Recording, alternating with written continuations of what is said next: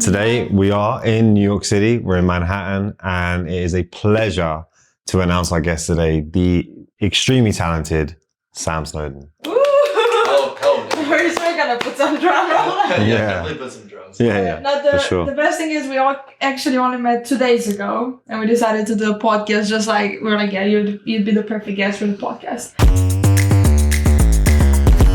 2009. Tell me, what got you into filmmaking? How did you start your journey? This is when the flip cameras. I don't know if you remember what they were. Oh yes. Yeah, you remember them? With the red logo. Yeah. I don't know if I got it for Christmas or what it was, but that was the first camera that I started using with my friends. And we would just make Facebook videos. This is when Facebook videos was a thing. Like, you would post on Facebook, whether it was like a Truth Is or, and they were all just like parkour or basketball videos. Were you by any chance skating? Were you doing it yourself? Yeah. Okay, because I feel like everyone that kind of like did it that way was a skater at one point. Definitely. Like the activities that I was doing were always what I was filming. It wasn't like I wasn't making short narrative films. It was like the things that were already present in my life were the things that I was filming on a flip camera. But I think it's so ironic that everyone loves ease of use now with their phone or whatever, but the flip camera was like, that was so easy. But there was a thing, And there was a USB on the side, and you could plug it into your computer. And then I was editing on iMovie. What was it, like 720p? I forgot. I think mine was 480. I don't know if I got to 720. Okay. But that was the shit. Yeah. That was definitely the shit. We're allowed to cuss on the podcast. Yeah, of course. So we like trust your choices, baby. I guess you continued doing that in high school, but you also started posting on YouTube, which was, a bit of an improvement from Facebook.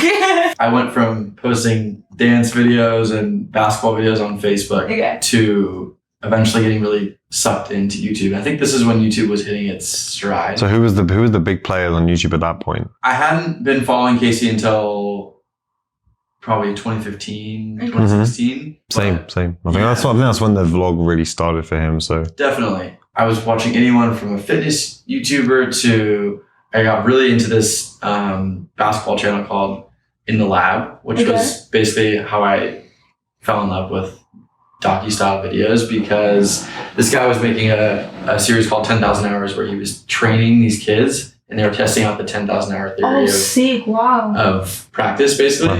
And he would document it, and he accidentally posted one on YouTube because he didn't have hard drive space on his computer.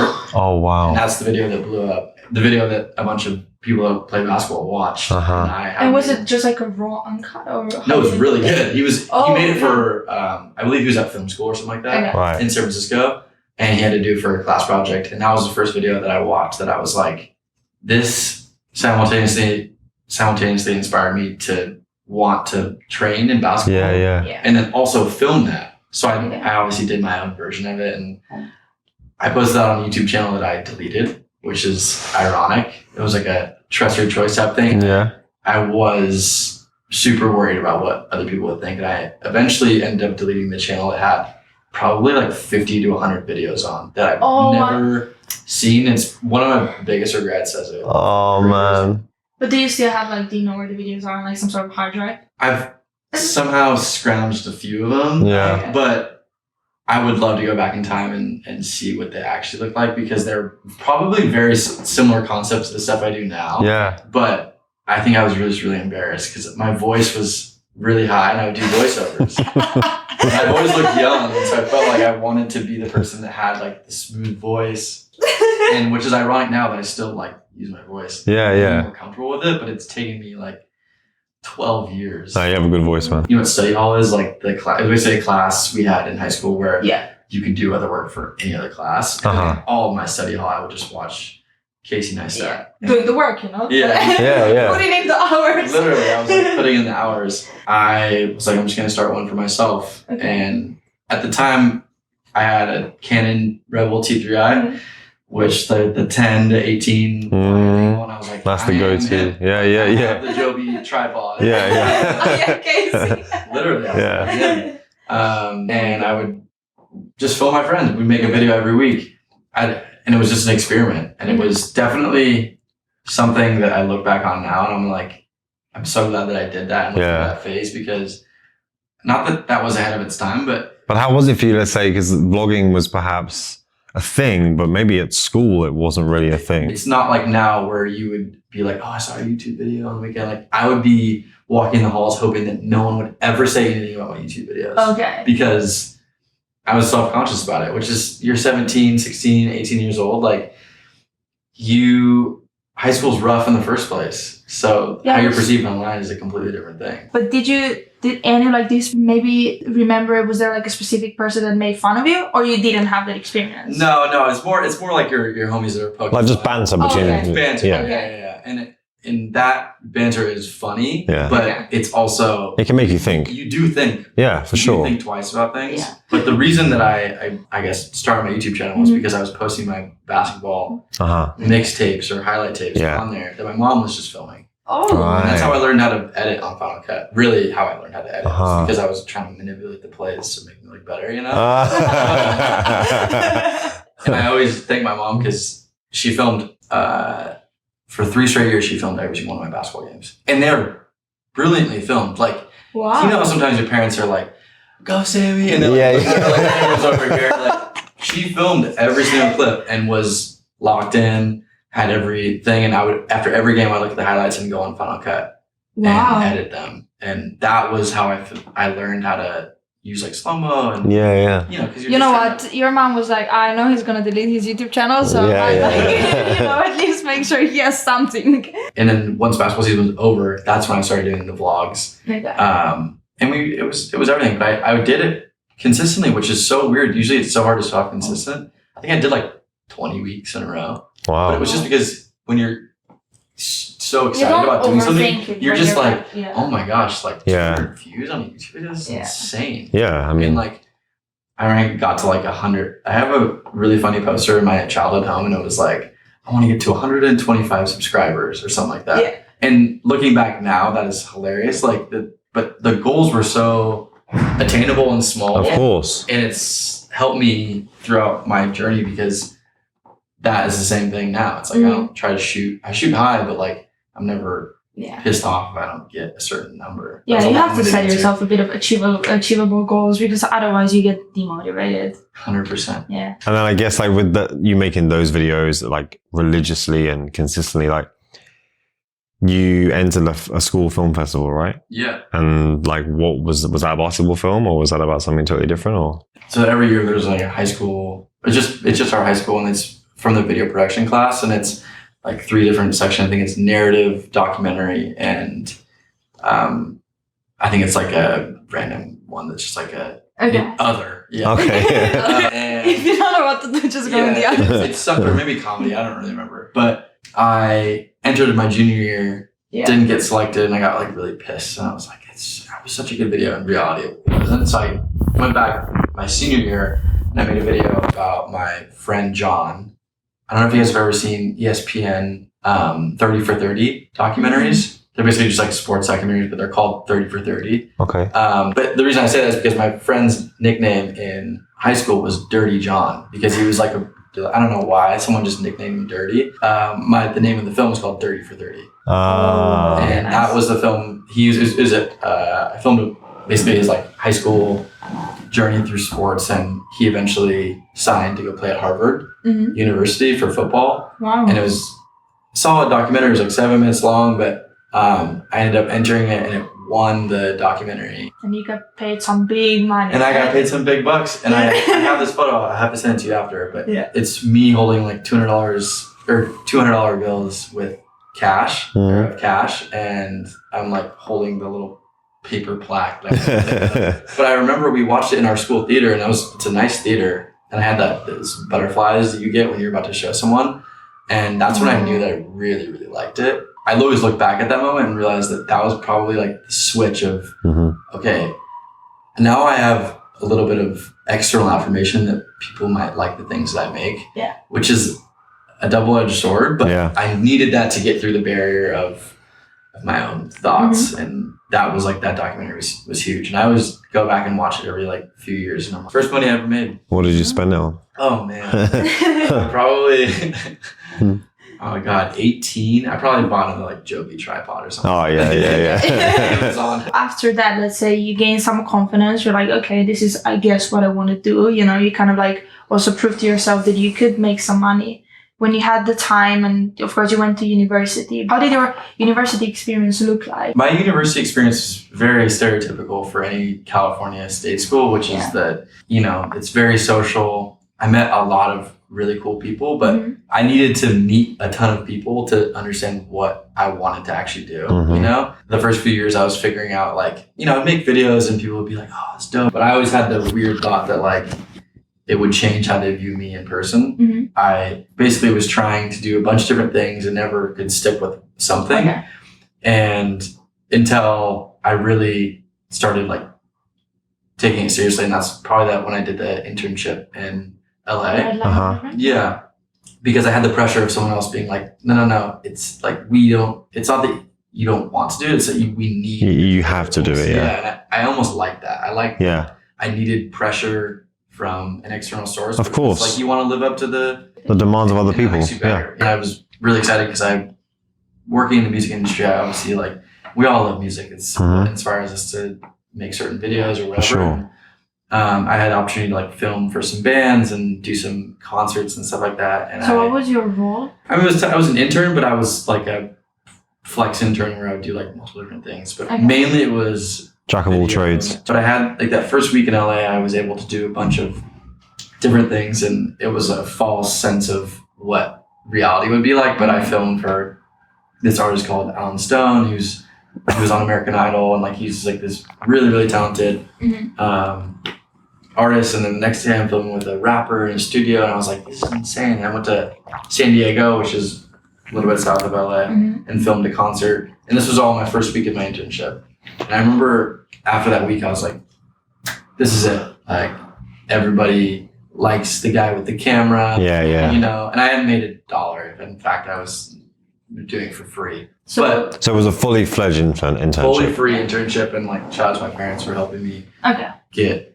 And where were you staying in LA? I was staying in that like really shitty frat house. Oh, like $400 in Westwood, right? In Westwood, I was staying with my friend Carrie in this shitty frat house, which is great. I mean, like humble beginnings, right? Yeah. It was like $400 a month, and then I would just drive to the office. I ended up doing that the following year, and that was the year that I became like an independent contractor. And they were just like, "Hey, we'll have you back this summer, but you know, you won't be an intern." Fast forward to then, that's why I think I really took it really serious, because Alexa, stop.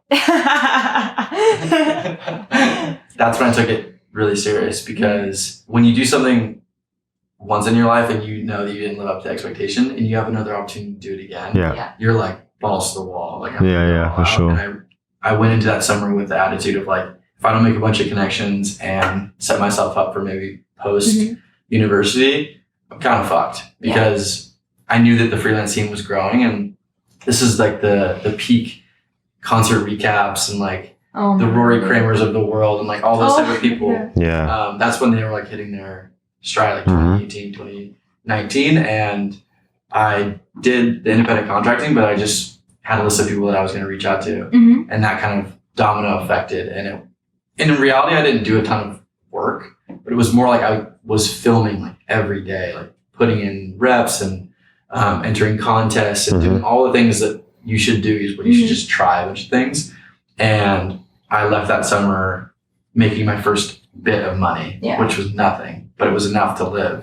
And I was like, damn, okay, I can do this. Like, because you were working for someone else. Because then at that time you started with Create More. Yeah, I was putting Create More at the end of videos. It was a smaller thing, but I didn't understand freelancing at all in terms of pricing or making money. No one does. No one does, but I was really like a little over my head about. I knew that I had to work for a company to understand how to make money. Like, I didn't think I really understand freelancing until I moved here. And we were talking about this yesterday, but you don't understand how to financially fend for yourself once you have to. But I was in a position where I was still in school, so I was kind of like, I can just do this for fun. And my parents are super supportive of me, and like they know that I want to chase after this film thing, but they don't really also get the freelance side of it, because who does? When you're not doing something for fun, you're like, okay, I know I need to make money, right? But when you really enjoy doing something, then sometimes it comes to doing stuff for free, right? Which 100%. you're like, shit, I actually do need to make money. So I went back my senior year and I was like, okay, this is my last year, last hurrah. I want to stick with something. And then that's when I started doing Create More, and I started putting Create More at the end of,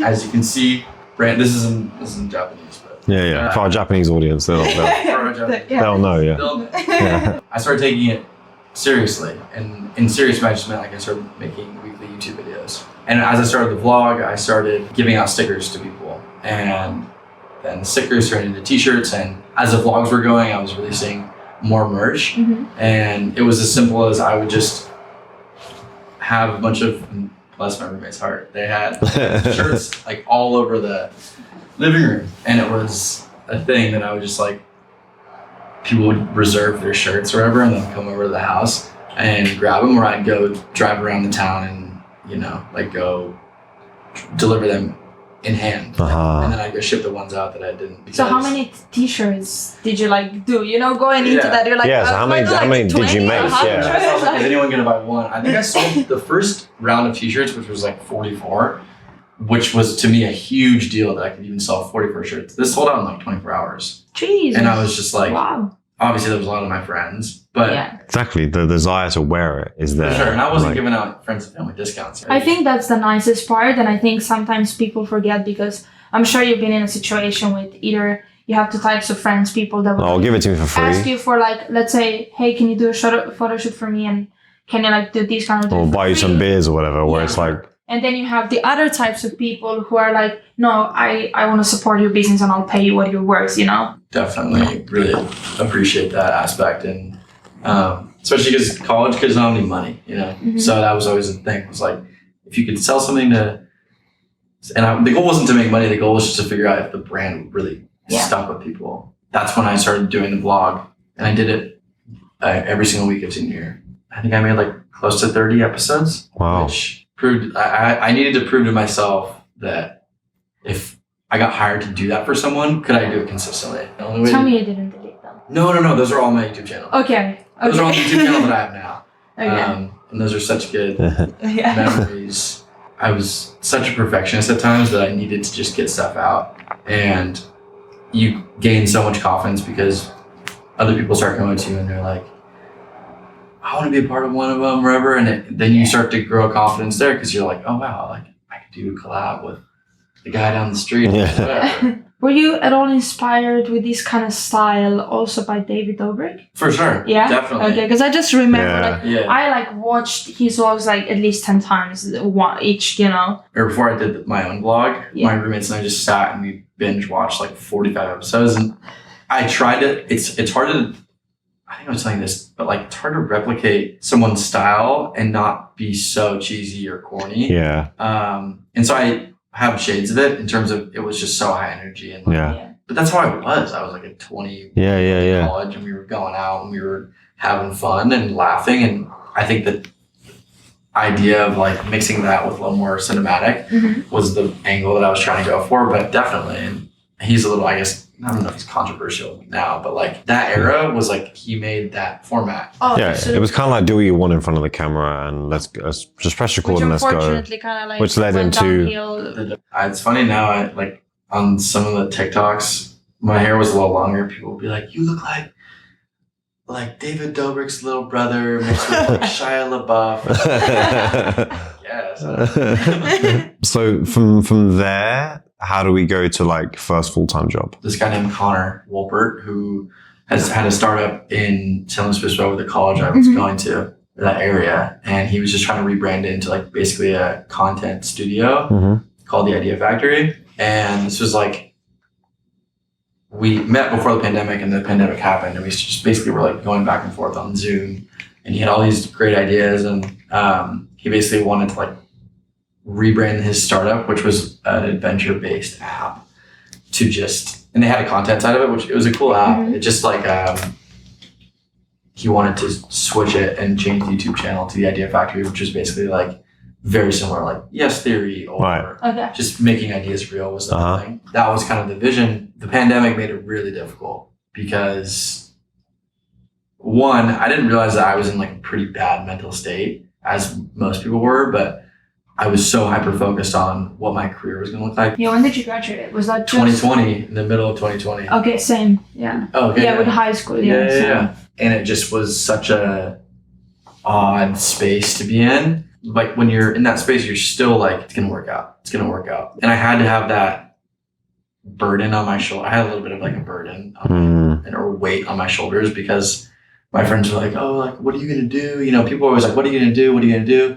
And I'm just like, I don't know. Like, make videos, but you don't really know how. Yeah. So I had to like tell them about this idea, which was the Idea Factory. And no one really understood it because it makes sense now. But two or 3 years ago, people were like, that's not really a career, dude. Like and basically how we were doing it was like some of the videos we'd make for like, we were contracted for and then use that money to fund our own. So who are you doing videos with then? Local businesses, things that his, like from his prior network, but he was also like self-funding a lot of it. That was my first time really working with someone and understanding dynamics as a team. It's not, I mean, I went from filming with my friends and the dynamic was always that I was kind of telling them what to do. And for this time around, it was a little bit flipped of like, I mean, he is my boss at the end of the day, even though we're like collaborating and stuff like that. So were you doing that in New York? No, I was doing that in California. Okay. It's a great idea. And I love Connor. I mean, we have a great relationship, but for the time being, it didn't work out. When I moved here, I had a completely different lens of like treating every opportunity like it's just an opportunity. You know, it's not the end of the world. I thought that the Idea Factory was going to be my be all and end all. Yeah, exactly. And it wasn't. What was your relationship with your parents at the time? You saying your parents were really supportive. Was there a time when they were like, you know, hey Sam, like what's going on? Yeah. My parents have always been super, super supportive. The thing that they were always worried about was my overall mental. Yeah. By you more than the situation. It's like, I think they had this blind confidence that like I would figure it out in terms of knowing how a camera could turn into a dollar sign. They just were more weary about how I treated myself through that process. And the reality is that I was very self-destructive at the time. Like some video wouldn't do well and I kind of beat myself up over it, or I suck. And the pandemic was the worst time to do that because I love people. I love talking to you guys. I love being around people. That's where I get all my energy from.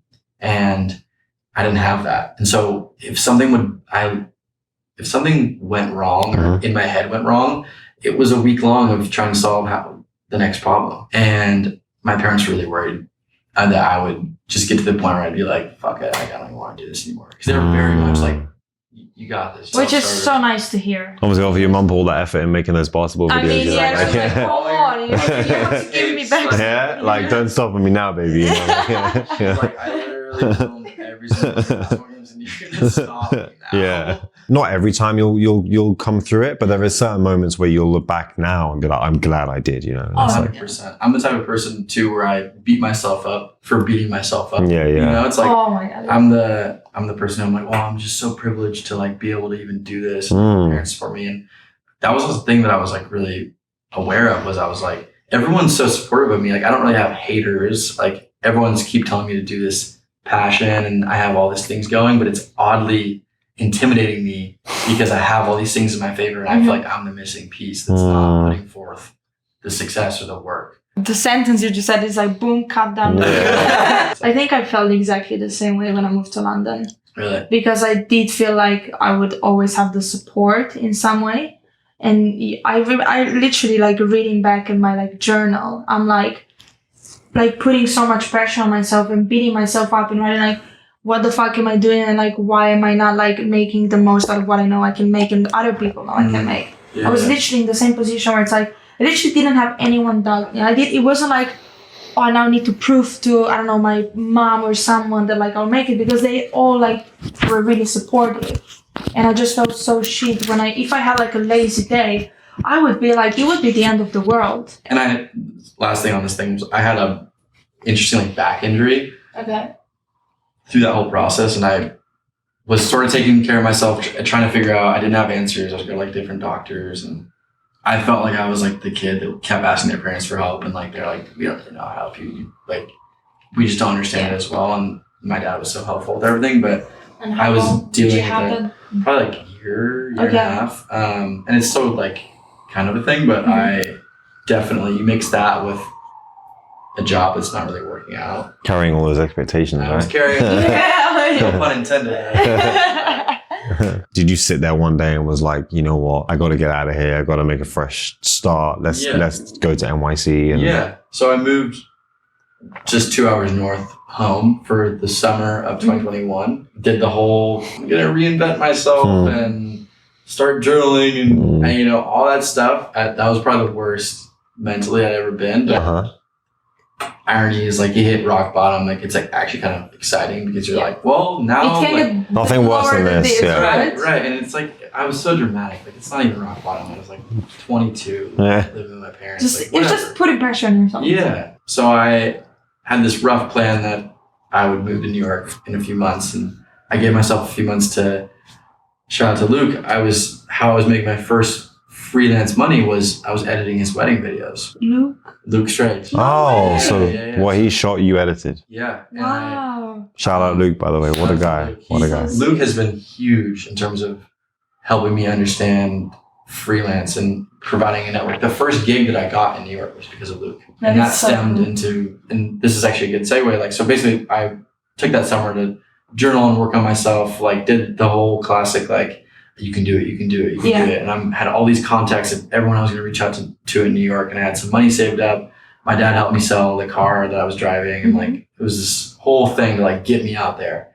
And I had my flight booked and everything, and then Luke hit me and was like, hey, I have this gig to shoot this like influencer thing in the Hamptons, but I know you're moving there. It's a few days before your flight. Like, it's a good gig, and it could be your first kind of segue into New York. In the Hamptons, In the Hamptons. So let's go. The first day I got here, I ended up taking it, and I was like, dude, thank you so much. Because any money at that point I was like, this is gold.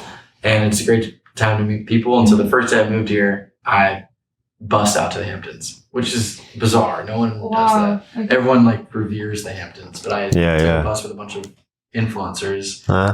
Me and 40 influencers, and I was like, hey, I just moved here like yesterday, and I'm the camera kid or whatever. And from there, it's who I met Marissa, who was a model that I did New York Fashion Week with, and then we also did a project with Jordan with. So it's like that project turned into a bunch of different things. Yeah. I'm someone who, if I have time to think, I go crazy, and I don't really make great things. But since that was my first day here doing it, I'm like, great, I don't need time to think. I don't even like whatever lens. I'm just going to film it how I think I do. And they ended up liking it. Yeah. To meet a bunch of people. And from that event, which I think is a good nugget of information, was instead of just sending deliverables to them, I was like, I'm gonna send every single person here a photo of themselves or love that. Yeah. And I did it like right after, and my Instagram DMs were like, I'm like, hey, I'm Sam, I just moved here. Yeah.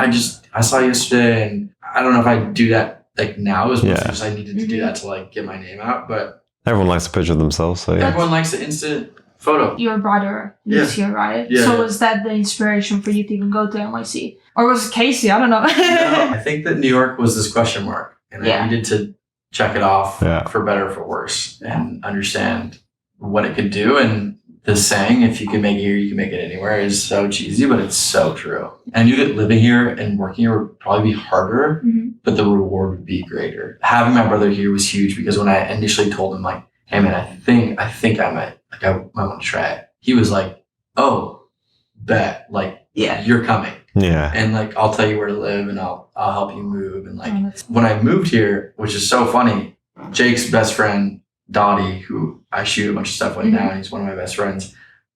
Accidentally, I moved right next door to him. Wow. When I moved here. And so when I texted him, I was like, yeah, where do you live? He was like, send me his address. It was 1 block down. Oh my God. And so that's what, like, I was like, this is meant, like, the stars were aligning a little bit. Stars were aligning, and I was like, New York is magical. You know? Yeah. So then the work situation, then, like getting money in to pay the bills, how quickly did you, let's say you did the Hamptons job, led to some other things, that's like a few jobs here and there, but then how did it sort of get into like consistency? Yeah. So I did the influencer thing. I didn't end up like doing much after for the first week, but I did so much outreach And actually, like, not even that much outreach, but it was intentional. Like the people that I was reaching out to, I knew would be interested. Yeah. Which is like, how you kind of should go about it, right? 100%. Like I was like, I'm not going to reach out to an editorial photographer. Nah. Because I don't shoot editorial. I'm going to reach out to like YouTubers or like short form video people that I know that I could provide some type of value to.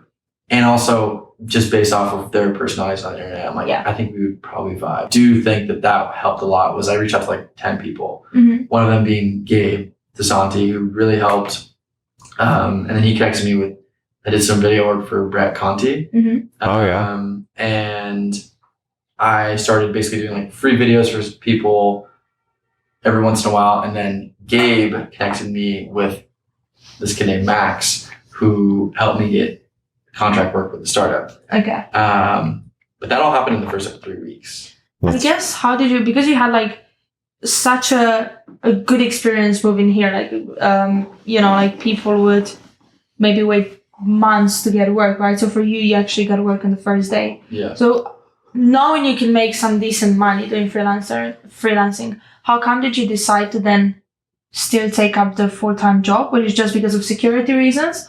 Or did you actually like want to do it and it felt like the right company you wanted to work for? So I started doing contract work with them where I was getting like a few $1,000s a month, which was like great. I was like, this is amazing, you know? And I still had flexibility to do other stuff. So how many days a week? Basically, I was documenting a bunch of behind the scenes stuff, but they were traveling. Yeah. And so I traveled with them for the first 3 months in New York that I lived here. I was only here for 2 months. One of the months I was traveling, and I was in Serbia, Croatia. My ends. Literally. Was this the first time you traveled? Like, I had traveled, but like for work. Not at all. But also to like Serbia, like that's like. Yeah, you would never have gone there before. Oh my god, I don't have a reason to go there. Yeah, really. For sure. And so my whole world was like flipped. I went to London. I was like, this whole world was flipped upside down. It was so exciting, but so overwhelming. Then I got to the point that by the end of the year, I was so burnt out, but so excited at the same time that I was like, wow, I'm going into my first New York winter. I still don't really understand how to freelance. I think I do. Yeah. There's something going on with the startup that I might be a part of. And they eventually offered me a full-time job. This is not my end all be all, because I knew that now. I'm like, I'll just make solid money. It was a solid salary. And I was like, this will be the first time in my life where I know that I'm getting a paycheck every 2 weeks. Yeah. Sick, you know, like great. And then I got a month in and I was like, no, this is awful. This is not for me. It's kind of crazy because a couple of days ago, maybe a week ago, you posted a video. You posted a video on Instagram about that experience. I remember seeing that, and I think that was literally a week ago. I think it was that video that I commented, oh, Gareth and I are coming to New York, let's meet. So yes, yeah. It was like... That was the same time. That's the same time. That's exactly what I'm talking about. But basically, the segue between how I started at the startup to freelance was one of the girls I was working with at the startup, Caroline, had told me about this YouTuber and content creator, influencer, entrepreneur, Brendan. Okay. It was just like he was looking for an assistant. And I was like, I don't really know if I'd like fit the role for assistant. He was like, I thought you guys were just like, she's like, I've been following him for years. I think you guys would maybe like get along. And they do really cool things and they work with a bunch of different brands. And I was like, okay, cool. And I sent him an email before I had even quit the startup. It was like January 28th. And I'm planning on quitting on the 31st. After you 2 weeks, right? Or after you get paid. Yeah. And I emailed him and he emailed me back like 2 hours later and was like, yo, I remember his response was so funny. It was like, yo, this is fire or something like that. Like coffee tomorrow. And I was like, he's like, we're leaving for a trip on Friday. So I emailed him on a Wednesday, met with him on a Thursday. Okay. And I was like going in between the startup and meeting with him and they're like, where are you going? And I was like, I got an appointment or whatever, but I was really just meeting with God, okay. Brendan, and he was just like, hey, when I first met him, he was like, hey, my wife and I didn't even know his wife was also an influencer and content creator. She's like, we're both looking for someone to basically come on retainer and help with everything media wise. And like, you seem like your style, like it would be a great fit. Like, sick. Like, is that something you'd be interested in? And I was like, I just remember being like, yeah, Yeah, and he's like, what do you do now? And I was like, you don't want to know. And so I literally was like, holy shit, like I had to come up with a price code or whatever for what I thought was. You tell me what, Yeah. And I quit that Friday. Okay, but let's say going to the whole pricing thing, which is we've all been there, and I'm sure with any job that you feel like you could charge a bit more, you're always like, oh fuck, like what do I charge, right?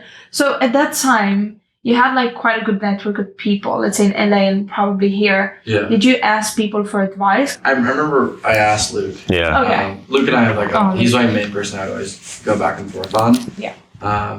But basically what I do for Brendan is I help with all of his brand deals, which could be 4 a month, 5 a month. And I know he's getting X amount of dollars for those. Yeah. But he wanted me to do like personal content. So I basically just treated it like kind of like a salary. Like I was his personal videographer. Obviously it's not an everyday thing.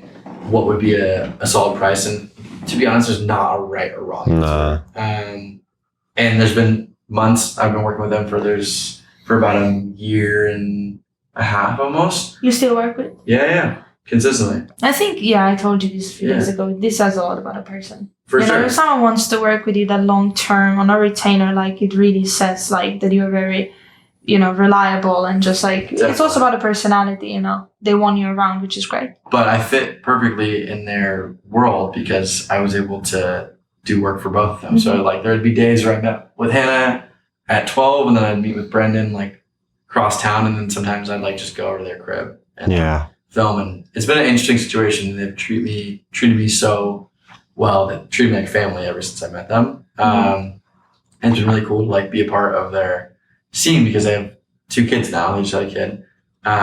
And I never really thought that that's something that I would do, but we've all molded together really well. In a situation like that, we're in a retainer and it's a family kind of thing. Is there a good balance between working with them and also enjoying your own life? Definitely. I think that's a great question that you asked because being a freelancer there's so many times where you're in the room or you're, the camera's down and you're just talking and you're like, okay, what the fuck is my job again? Or like, why am I here? And a lot of it is just, it's your people skills. And sometimes that can be super overwhelming because you feel like there's no separation between your job and your life. Yeah. And you don't know how to act because, are they treating me like a friend or like, am I just a filmer? Like, it's such a weird line to tell, but it just, with experience, you realize that when work is work, it's work. And sometimes when the camera's off, like, just chill, have a conversation about the weather or whatever. Like, for example, the reason I'm freelancing is because I want to have the freedom of ultimately doing what I want, right? That's kind of like my main reason why I freelance. Being like, okay, we chose freelancing, but how much time do you actually then invest into client work and how much do you do into your personal growth? That's one of the hardest things to do is where to put your time, right? Yeah. The reaffirming thing that made me want to continue doing my own content and not just be someone's filmer, which I'm so comfortable being like, I'm his videographer or whatever. Yeah. But I'm also like my own content person and my own storyteller, my own voice, was that those were the videos that's the reason I got hired. He was like, we liked your personal content and the story, the way that you told your own story was like, we wanted to do that for you. And I was like, if I ever stop doing that, it's not like you necessarily wouldn't get clients, but the reason I get clients, I told you guys this a few days ago, was that my outreach is my own personal brand. What you put out. Right? And now everyone has the opportunity to... That is so good. To really like, cold emails are great, but for people in the content space, like sometimes putting out a TikTok that you feel like you put a lot of effort into and it's really good. Maybe you see get more eyes on it than just one email account. And instead of outreach, you start getting, DMs and whatever. When you're new to an experience, let's say like you move into New York, let's say you may have been motivated to find work, but then it also maybe document it, let's say, right? It's like me living in LA, I was like, okay, I have no idea what I'm doing freelancing. I'm just going to DM some brands, but how about in the meantime, I'll just vlog every day. And hey, I don't know if some people saw them. I wasn't doing any video work at that time, but like just making vlogs on a daily basis. And it just more puts what I guess what you're saying is you get more eyes on your work than one email would to an inbox. I put up this piece called Growing Up Sucks, which is like a longer form documentary, but I made it one for myself, but I obviously like wanted to post it and share a little bit of my story. But me knowing that putting this piece out, that I could send this in 5 years from now and people would know that I'm just as vulnerable as whatever you could be. Mm-hmm. And I want you to be on the same level of like, you know, we're friends and we understand each other. That's the relationship that I wanted to have with my clients, was that like they could trust me with their story. Making a big project like that, we talked about this. It's very difficult. You don't know what to do next. Yeah. And I knew that I didn't want to make a long form thing. I wanted to make something that was more sustainable. Yeah. And so I was like, oh, let's just, now I have this piece that I'm really proud of. Mm-hmm. And then I can make all these micro pieces that help you understand what I'm trying to do. Okay. And that's when I started the blog.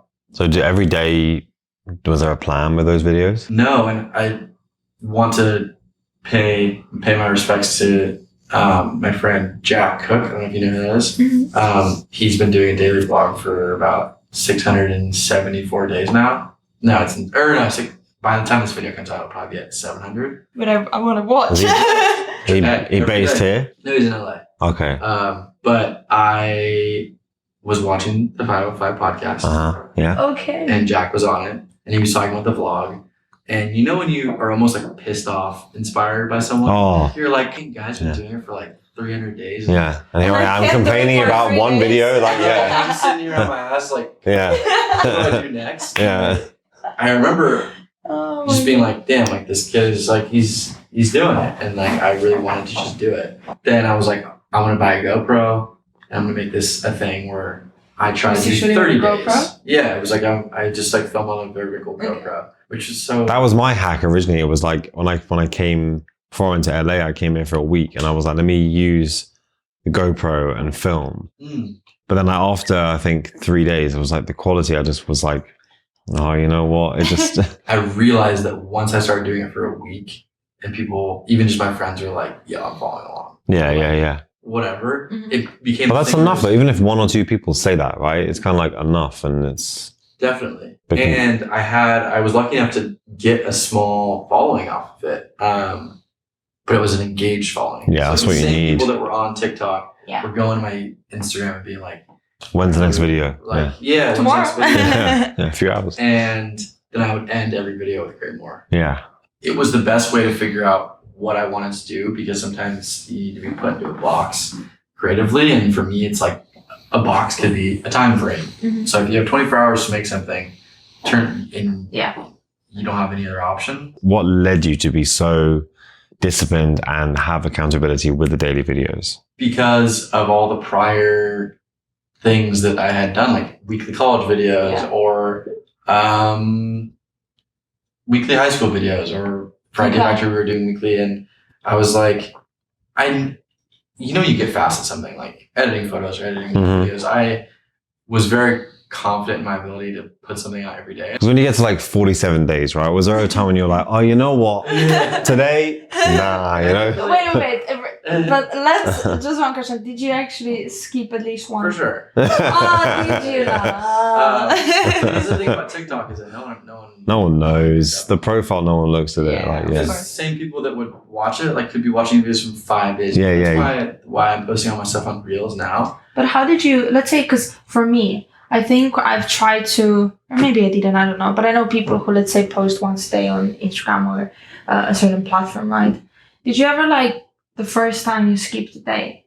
Was there, because it can be very like, oh fuck, now I skipped it and maybe tomorrow I won't do it anymore. And maybe then I'm going to start skipping 2 days. Like, why didn't you start over, let's say? It's like 75 hard at this point. That's the issue, is the level of quality, let's say. You sacrifice the quality for the deliverable and the quantity. The reality was, I just make dope videos.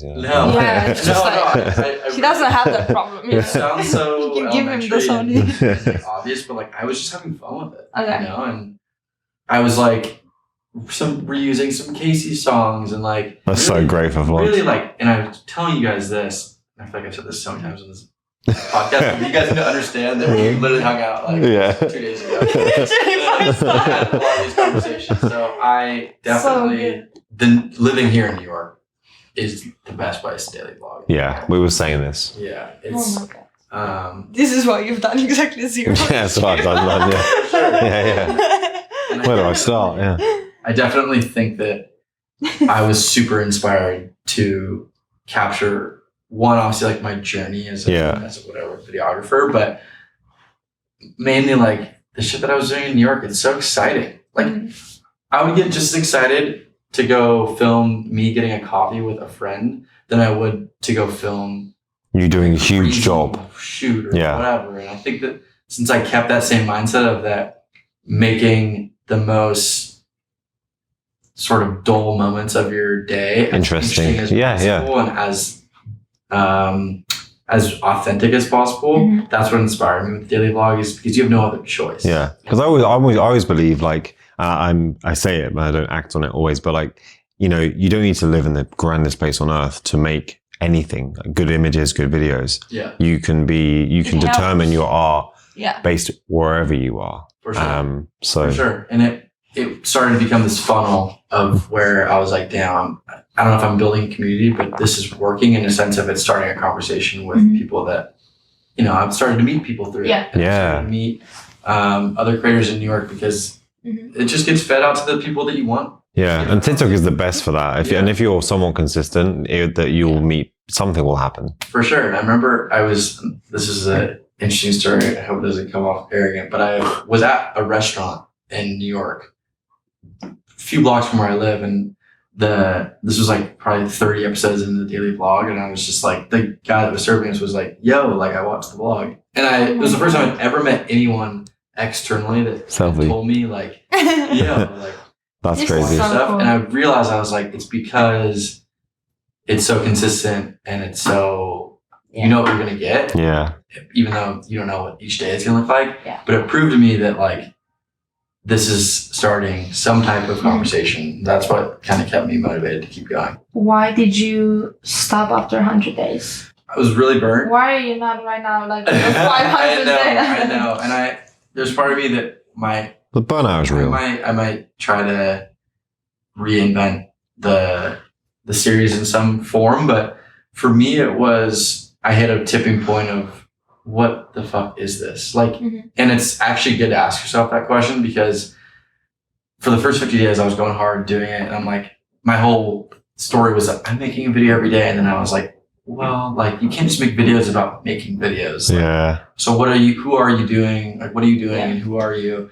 And I realized that, like you were saying earlier, the quality versus quantity thing, I was craving to work on a different project that was just like I could put 2 days into. Oh, okay.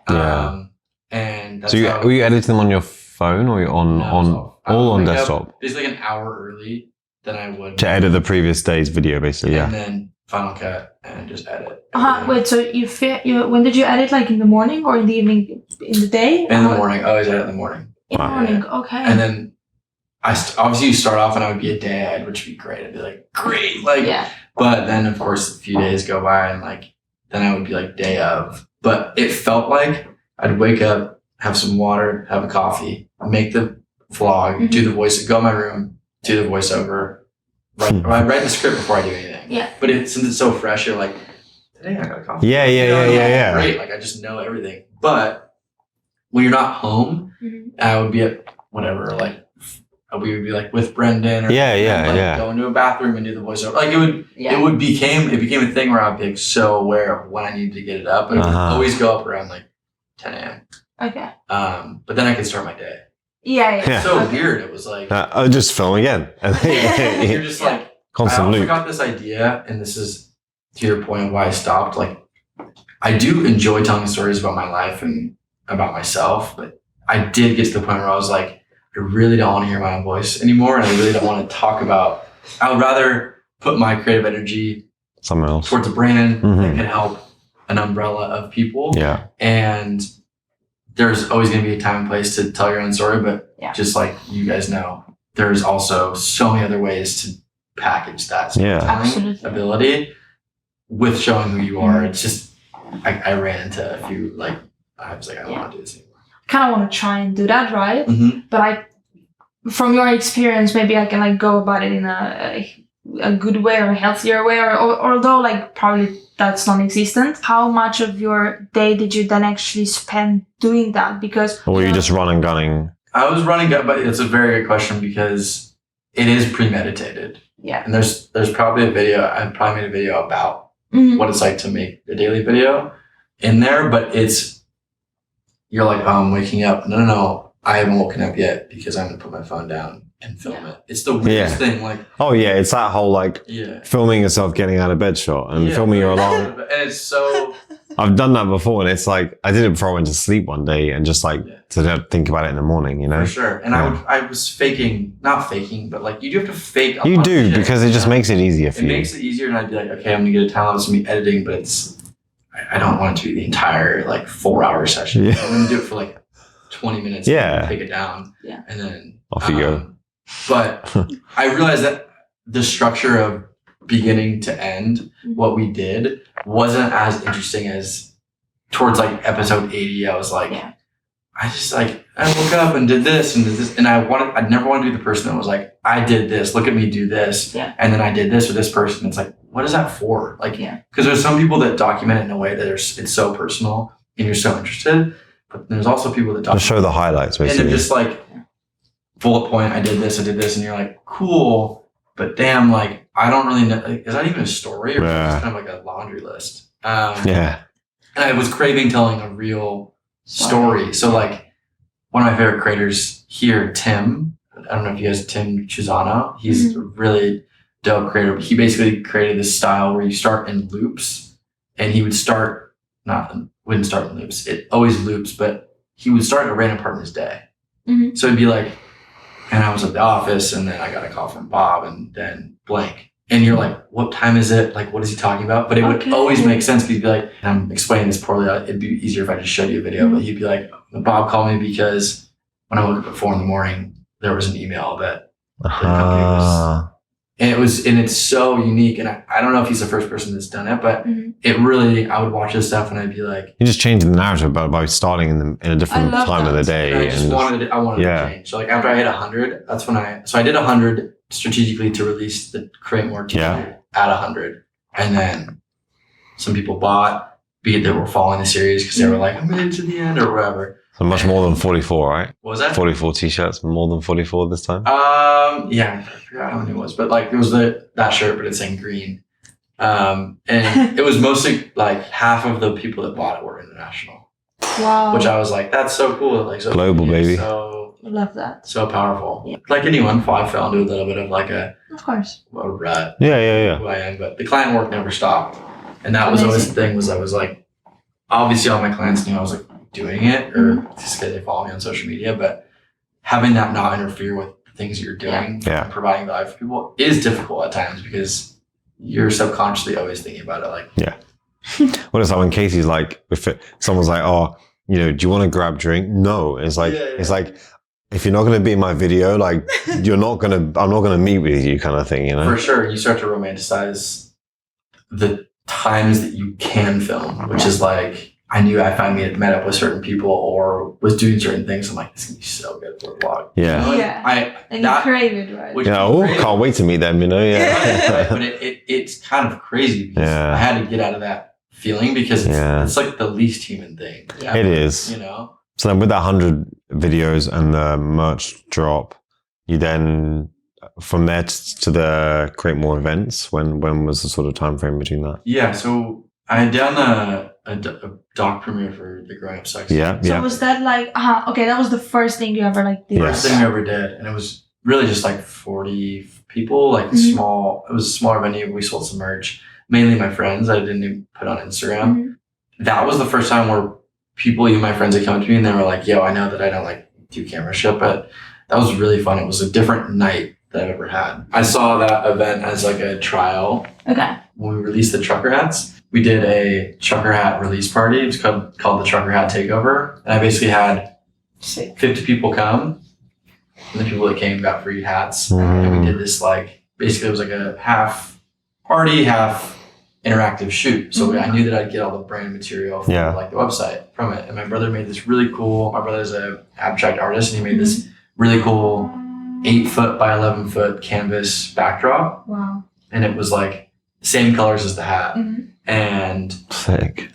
Dottie, the same guy I was telling you, shot all the photos for it. And same with Owen, one of the kids that I was working with. And made this recap video.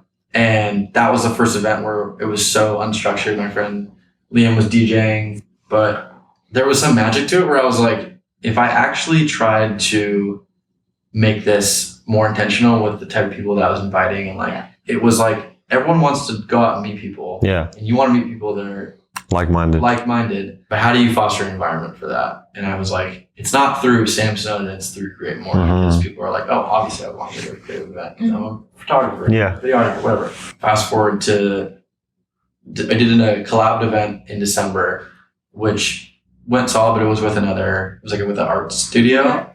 And then 2 weeks ago, in the middle of May, was our biggest event. And it was a daytime event. So it was sober. It was really cool to just like, it was the most return on investment that I've got in terms of like people telling me that they met someone new, or it was really a good opportunity to show that if I am more intentional with the messages I'm spreading and how I Create More out there, the right people will come, because there's a bunch of people that like had been following me on Instagram and lived in the city. So one kid came from Maine, which is like New England. No, in Portland, Maine. Oh, okay. And there's someone came from Pennsylvania. Like, it was really cool that was a thing. And I really liked the idea that it was, obviously I like Create More, but people come from far and wide. That's like, for sure. And I think that people were like, we sold merch and it was like, we showed a doc there. But it was definitely one of those things where I was like, if Create More grows way bigger than my name, it'd be so, that's the whole goal of this. There's people in Pennsylvania speaking about Create More, you know. And obviously, like, I had to start with a personal brand to get there, but events, I'm starting to learn how to do those. And obviously, UK shooters, it's a thing. Like, you can't be in person, you know. Instagram is great. TikTok is great. Absolutely. Once you're staring at the people that you look at on the internet and you're like, damn, this is cool. You hang out and like chat about the same shit I've always wanted to chat about, then that's the whole point of the event. You've done a Converse spec ad, which I think it's so insane. Good. Honestly, insane. Thank you. Tell me a little bit about that. I actually came up with that idea as sort of like a playful thing, funny thing back in the end of 2020, but I put it off for a little while. And then when I came back, I was like, there's this whole theory of like, create the work you want, right? And, if you want to work with a brand, just make the video for the brand that you want to see or whatever. And I had done that in the past, but Converse felt so intentional and perfect for me because I have Converse and I have like, embarrassing, I have like 14 pairs of Converse. Oh my God. Insane. But that is a lot, yeah. My brothers are Nike. My brother and girlfriend would give me shit like, you show up with a new pair of Chucks like every day. And it's just a thing that I started to kind of collect, and it was perfect. I was like, I'm just going to make a video about my love for Converse. So I flagged in one of my really talented friends, Max, who's a photographer, who shot all the photos for it. And then Chris, another super talented videographer, and he helped. We rented out a studio, and I came up with a script, and I put on a suit. And the suit was definitely inspired by like Casey. But you see people wear a suit with Converse, and that was the whole thing. Was that it was a really serious video, but it wasn't really that serious of a video. The video was so well received. I said that Growing Up Sucks was probably the most well received video, but Converse was for sure like. And luckily enough, Brendan, the guy that I work with, has helped me like get in touch with their branding department, and hopefully now I'll be like I'll have even more pairs. Literally. So hopefully. No worries. Exchange for the shoes, I don't know where it's going to go, and I don't like to jinx things, but just goes to show that if you make things that feel the most authentic, and it sounds so obvious, but it's like it's gone really far up into a huge shoe company that's been around forever. I didn't know about them until I watched Air, but Nike have owned them for so long. Air's a great movie. What So do you mean good. you didn't know about that? Didn't know that Nike owned them. Yeah. I knew about yeah. Converse. Okay, I was like, for a moment, I was like, what? And I would love to continue to keep doing this. And maybe by the time that this podcast comes out, I have. You'll be on billboards and yeah. Oh. Yeah. Yeah, to create more, I would create more in a heartbeat. Yeah. The Converse. No, I meant to create more Converse. Oh, Yeah. create more Converse, yeah. The collab. But it's cool though, because I feel like there is parallels with the stuff that Absolutely. For sure. Yeah. I can see it on the side of the shoe. shoes are how people express themselves. What has been your favorite maybe client project you worked on? I did this thing for Jordan, Mhm. which is Jordan brand, through Marissa, the one of the people that met at that original Hamden thing, yeah. and she's a brand ambassador for them. And what she did was, her and a few other girls who are part of this collective went up to Harlem Mhm. and they did like a brand activation with a bunch of Jordans, and they gave J's to a bunch of kids, and they did like they made these cool Jordan sketchbook like art things, and I forget it was a middle school or elementary school, but they basically put these kids to this cool like hour-long thing, and I made a recap video, put that video out, and the reason that it's probably my favorite project to work on was that it ties back to basketball, and I was like, Jordan is basketball, and I used to wear Jordans as a kid, and I was like, damn, I didn't really make it for Jordan, I made it for them, which is their brand ambassadors, but I definitely Just felt genuine. it felt genuine. It's You also like just the like brand, I just right? liked the video, Yeah. and I was like, I feel like my worlds kind of collided, Yeah. Amazing. and I got to like tell two stories at once. So yeah. But like going back quickly with the basketball things, I was meant to ask this, but let's say, was that ever anything you wanted to do? Did you ever want to be a sports person? Oh, for sure. I mean, Every kid, every boy especially, like love to be football or basketball. I mean, but I like, hold the camera now, but if I could hold a basketball on the hardwood floor yeah. in front of thousands of people, I would. But I'm not good enough. And definitely, there's still this infatuation of like being an athlete and being a professional athlete. And luckily enough, professional athletes usually have people like us, like personal storytellers or whatever around them. And my goal one day maybe would be like to do personal content for an NBA player or just to tell a story about hoop in some way, shape or form. And I know that basketball will always come back because I still play every week. It's just like, it'll come back full circle sometime, but things like the Jordan thing have always like really made me realize like, damn, thank God I'm almost filling my games. Yeah. Seriously, it's crazy. So I guess with those dreams, it ties in like, what's next for you? Wow. Career-wise and like personal as well, you know, that's not all. More and more journaling. Yeah. A few more manifestations. I think working in a space that feels like changes every day, you know, like you kind of have to roll with the punches, but I definitely want, and this is, I think everyone would say this too, like you want to just build out your personal brand. And I used to be so weird about being like, I'm a content creator or whatever, but the label of what I do now, I really don't care. I would love to tell documentary stories in the long run. Like that's my favorite thing to do. It's going to take a little bit longer, obviously, because documentaries take longer. But if I'm able to work on longer form projects where I'm able to direct or assistant direct and guide interviews and be able to like really sink my teeth into a longer form story, that would be the goal, to have that like a major streaming service documentary or whatever.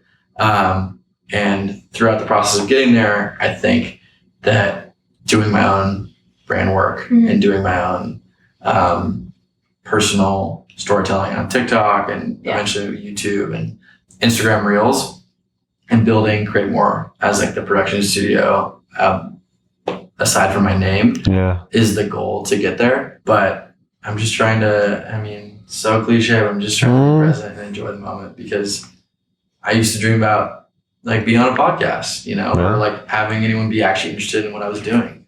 So it's hard to stop and view your own journey, but I'm really trying to get better at that, because I live like such a dream life that I used to like think about all the time. So I 24 now, but I want to do this for a really long time. So I'm just trying to stick with it and not burn myself out and enjoy it. And there's no trajectory to follow. It's like, it's so different. For sure.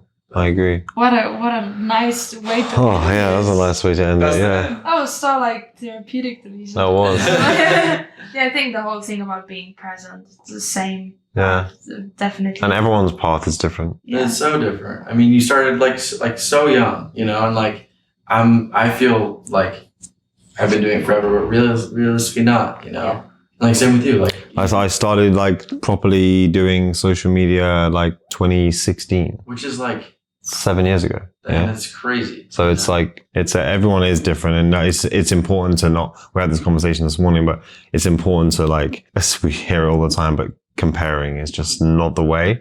And just follow your own shit and do your own thing, and that's then just trust your choice. Trust your choice. Create more, yeah. Trust your choices. Create more. Yeah, that's we can do a TYC and create more. I love TYC. Merch. TYC at NYC. That's good. That's a wrap. Wow. Podcasts are a time warp though. Like I have no idea. Like that could have been 4 hours or 30 minutes. Yeah. I will say though, like after an hour, podcasting is exhausting. It like, is. It's all the brain work. You guys too, like because you want to say the right thing. And you know how to do it, but I realize I'm like I feel like your answers are so concise for the first like 45 to an hour, and then like you start to kind of like you're like where are we? You know? So thanks for sticking with me. Oh no, honestly, very enjoyable. Should we sign out? Okay, thank you so much for watching Trust Your Choices. Follow us everywhere. It's Trust Your Choices. Very lucky we got that name. And please plug your social, Sam. Yeah, it's just at Sam Snowden and at Create More Studios for the brand. It should be everywhere. Oh, well, I guess. And on TikTok is Sam Snowden Films. Couldn't get Sam Snowden. Someone beat you to it. So, Sick. Thank you. Thank you so much for having me on, guys. That was great. smooth. That was so good. I need to stretch my legs. Yeah, that was.